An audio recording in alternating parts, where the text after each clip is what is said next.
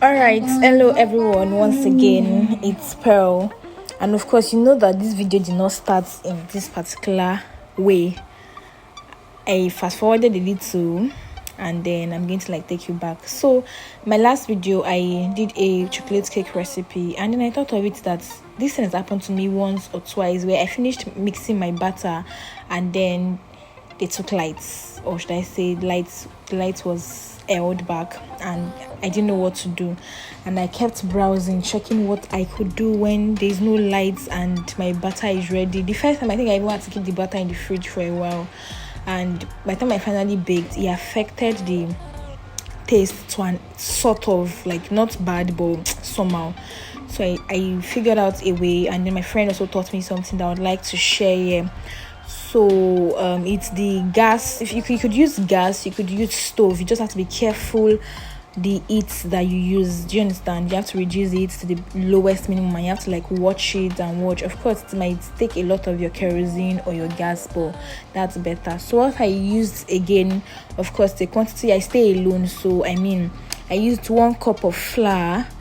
I used half cup of sugar because I didn't want it to be too sugary. I used 1 full teaspoon of baking powder, and then I used half teaspoon of baking soda. Of course, I used 1/4 teaspoon of salt. I used half cup or 1/4 cup of milk, the powdered milk, depending on how rich you want it to be. And then I used 1 teaspoon of vanilla essence. If you have your buttermilk as well, you can add half teaspoon of buttermilk extract as well. And then I used 1/4 cup of water. I used 1 egg, and of course 1 cup of all-purpose flour, or multi-purpose flour in that sense of the word. And then I think that's all for it. Of course, you mix. You have to actually, the art of when you're cooking is that it's better to put less, and then if it's not enough, you add more, than to put too much and then it just messes everything up.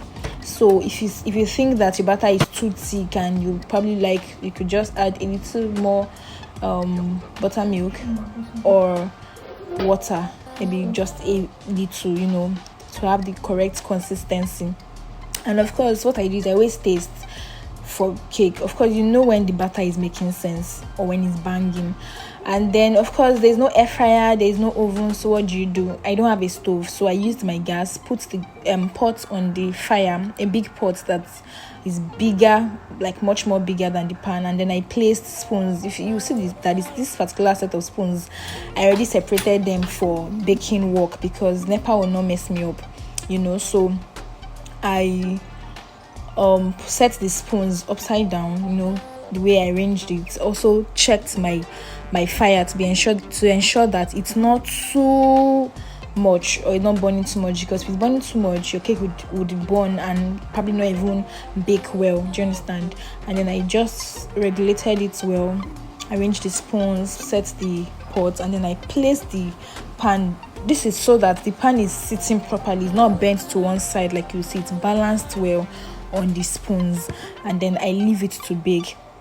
So if it was for this quantity, if it was your air fryer or oven, you probably do 180-degree or 185-degree for maybe 20 to 25 minutes depending.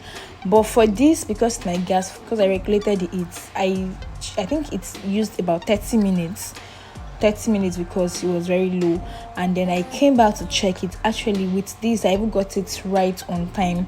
When I put the toothpick, it came out very clean, and then the cake was smelling so nice. The house was filled with the aroma of sweet smelling cake.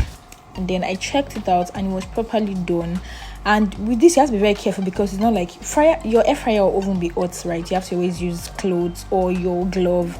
But with the pot, the pot was very hot, the pan was very hot, the spoon, everything was just hot. I think it's because of the heat that was being emitted from the fire. So once I was confirmed, I used my toothpick, I used my fork to confirm, and it was okay. And then I brought it out. With this, I didn't even try to do too much. It was just okay, and that was it. I turned it upside down and left it for a few minutes, and we're good to go. It tasted very, very, very nice.